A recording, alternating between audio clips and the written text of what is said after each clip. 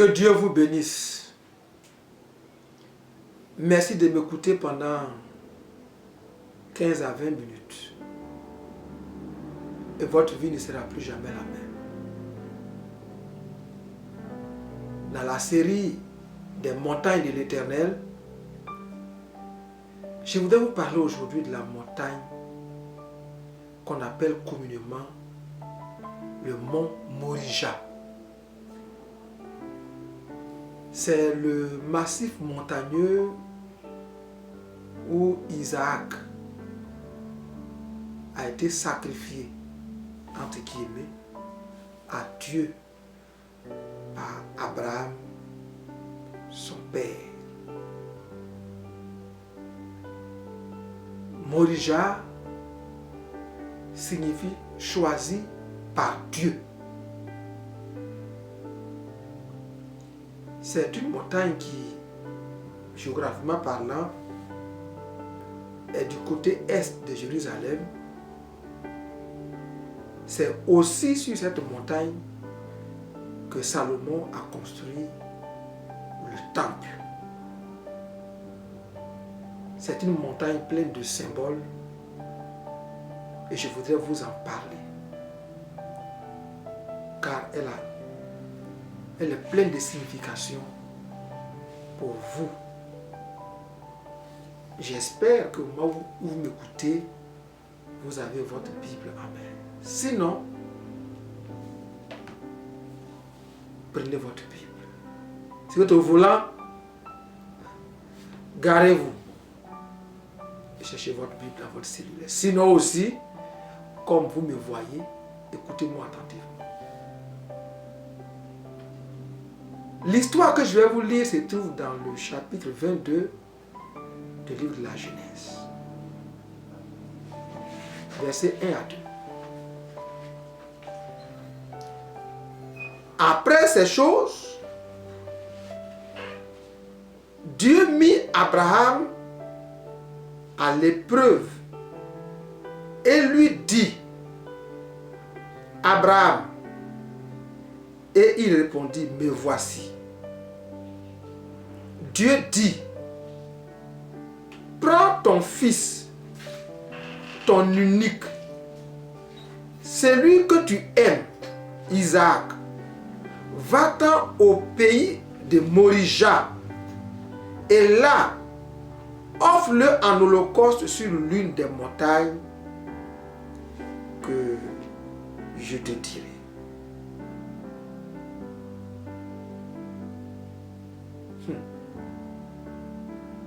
Le verset 1 précise que Dieu mit Abraham à l'épreuve. Et il lui indique une montagne où il doit aller sacrifier son fils, offrir son fils en holocauste. Un holocauste n'est pas un sacrifice ordinaire. Un holocauste est un sacrifice dans lequel on égorge un animal, on le met sur un autel, on le brûle. On met du feu, on le brûle tout entier. Et puis, l'odeur de cette viande braisée, l'odeur de ce braisé remplit l'atmosphère, se répand dans l'air et est agréable à Dieu. Habituellement, c'était des bœufs, c'était des béliers. Mais ce jour-là, Dieu dit à Abraham, c'est ton fils, ton unique. Et il décrit l'enfant pour ne pas que Abraham se trompe, il prenne un autre. Il dit ton unique, celui que tu aimes. Offre-le en sacrifice. Verset 3. Abraham se leva de bon matin, sella son âne et prit avec lui 2 serviteurs et son fils Isaac. Il fendit du bois pour l'holocauste parce qu'il fallait mettre du feu. et partit pour aller au lieu que l'Éternel avait dit, au lieu que l'Éternel avait choisi. Le troisième jour, quelle distance? Ils ont marché 3 jours. Le troisième jour, verset 4, Abraham levant les yeux, vit le lieu de loin. Et Abraham dit à ses serviteurs, restez ici avec l'âne. Moi et le jeune homme, nous irons jusque là pour adorer et nous reviendrons auprès de vous. Abraham prit le bois pour l'holocauste, le chargea sur son fils Isaac et porta dans sa main le feu et le couteau. Et ils marchèrent tous deux ensemble. Alors Isaac parla à Abraham, son père, et dit, mon père. Et il répondit, me voici, mon fils. Isaac reprit, voici le feu et le bois. Mais où est l'agneau pour l'holocauste? Abraham répondit, oh, mon fils, Dieu se pourvoira lui-même de l'agneau pour l'holocauste. Et ils marchèrent tous deux ensemble. Isaac semblait être habitué aux holocaustes parce que c'est lui qui rappelle à son père qu'il manque quelque chose. Verset 9. Lorsqu'ils furent arrivés au lieu que Dieu lui avait dit, Abraham y éleva un autel et rangea le bois. Il lia son fils Isaac. Il avait des cordes aussi. Il lia son fils Isaac et le mit sur l'autel. Par-dessus le bois. Isaac avait compris que c'était lui, l'agneau. Est-ce qu'il a parlé? Est-ce qu'il n'a pas parlé? Cela ne nous intéresse pas aujourd'hui. Dans un autre enseignement, si vous voulez, on pourra en parler. Mais quand un enfant a déjà posé la question, papa, où est l'agneau? Et arrivé sur les lieux, papa lit l'enfant et le dépose sur le bois. L'enfant peut avoir dit, ah papa, l'agneau dont tu parlais, c'était donc moi alors. Tout cela a dû tirer sur la sensibilité paternelle. Mais Abraham voulait obéir à Dieu. Oh, je sais que quelqu'un est en train de dire, je te vois venir. Non, tu ne me vois pas venir. Je ne te parle pas d'offrande qu'on fait à l'église. Je ne te parle pas de faut donner quelque chose qui t'est cher. Non, je ne suis pas dans ce registre-là. Donc reste et écoute-moi jusqu'à la fin. Même si je parlerai d'offrande, ce n'est pas aujourd'hui. Je te parle de montagne. Montagne, Morija, qui signifie choisi par Dieu. Lorsqu'il fut arrivé au lieu que Dieu lui avait dit, Abraham y éleva un autel et rangea le bois.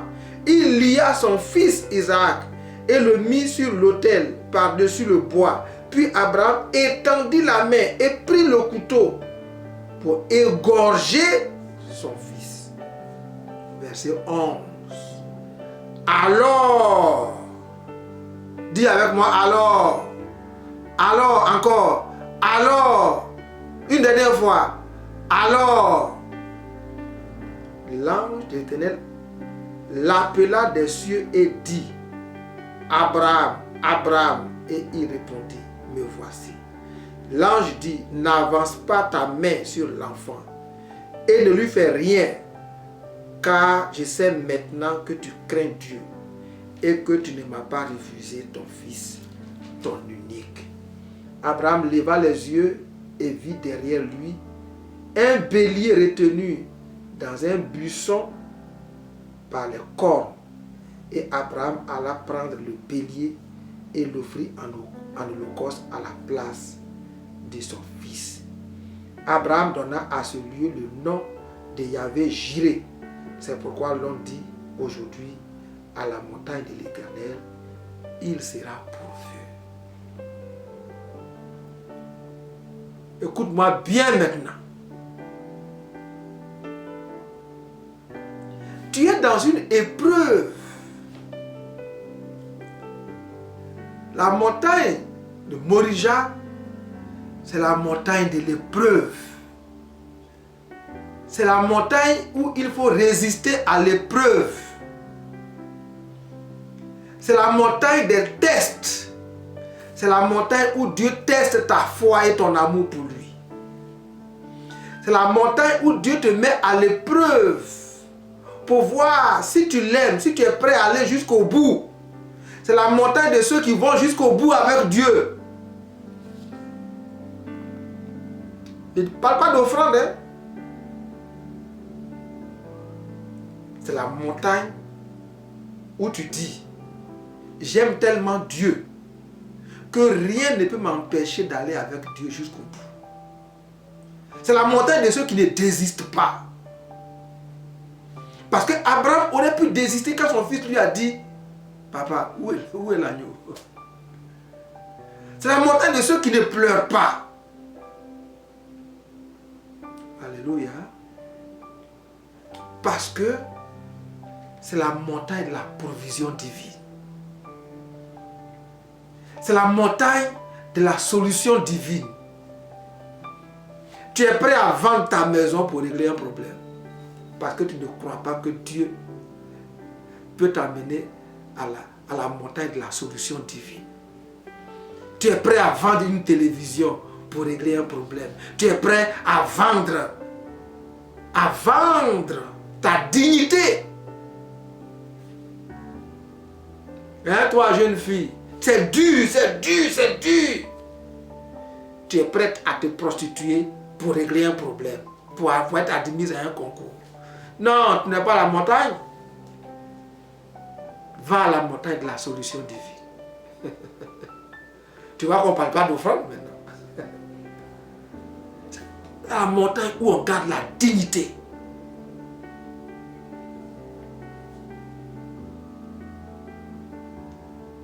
Il y a des jeunes filles, des jeunes hommes, pour avoir du travail, qui vendent leur dignité, qui ne croient pas que à la montagne il sera pourvu, qui ne croient pas que à la montagne Dieu va trouver un bélier, qui ne croient pas que à la montagne de Morija c'est la montagne de la solution divine,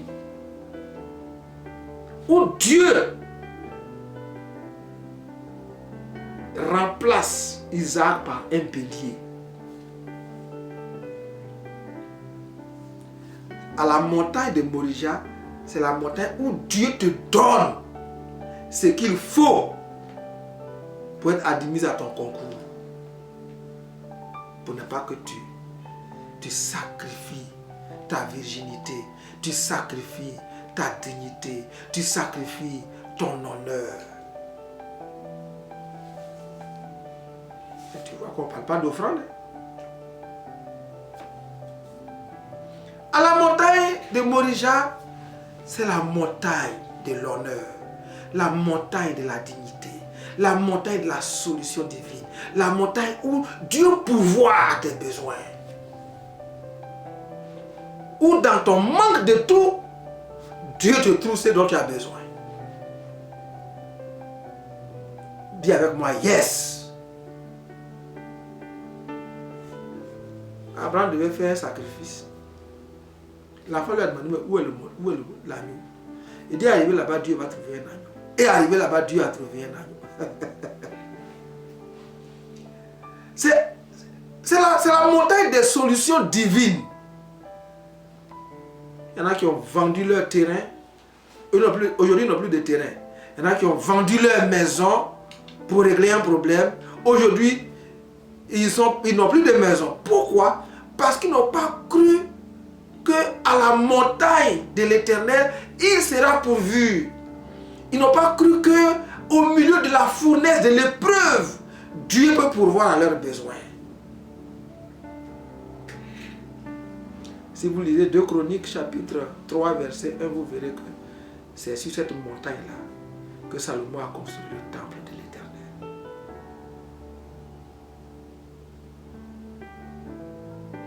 Mais laissez-moi terminer en lisant les versets 15 et suivants.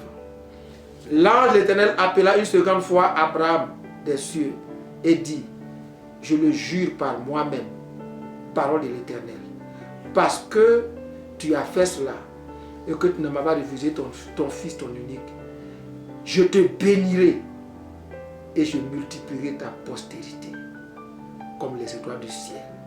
Je vais te dire, à Morija, c'est là où Dieu jure que les promesses qu'il t'a faites en Jésus-Christ vont s'accomplir.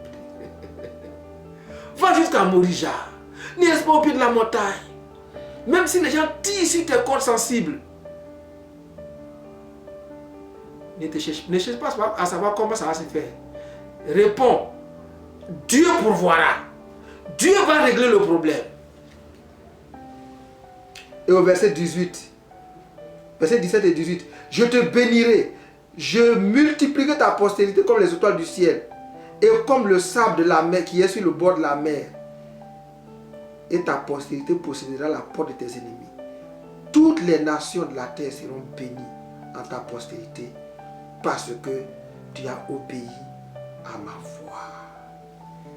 La montagne de Morija, c'est la montagne de l'obéissance, la montagne de la foi, la montagne de la loyauté. Tu es loyal envers Dieu et Dieu est loyal envers toi. C'est la montagne de la fidélité où Abraham a prouvé à Dieu que lui il est prêt à être fidèle jusqu'au bout et Dieu lui a prouvé que lui, Dieu aussi, il est prêt à être fidèle jusqu'au bout. Ce n'est pas la montagne de la trahison.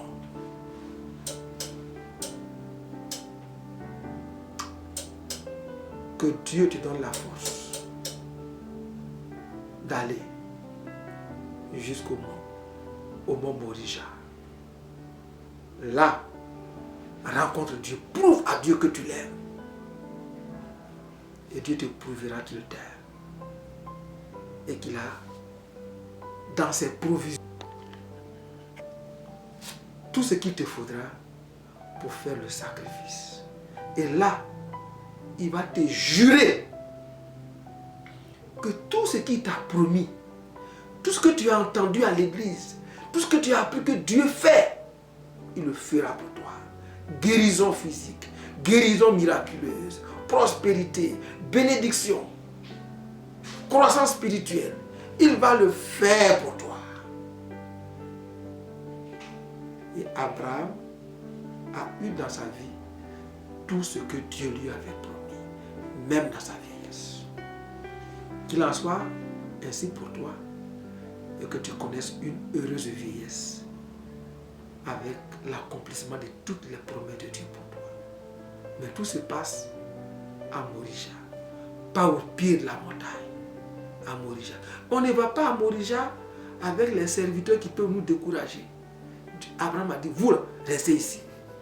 Parce que si ils étaient allés et qu'ils voyaient Abraham lier l'enfant, ils allaient intervenir. À Morija, on ne va pas avec tous ceux qui... On ne va pas avec Sarah. On va avec ce que Dieu nous a dit d'emmener. Et là, il nous prouve que si on l'aime, il nous aime plus. Que Dieu vous bénisse et qu'à Morija, Dieu vous jure fidélité, vous jure accomplissement de toutes les promesses. On se revoit à la prochaine montagne.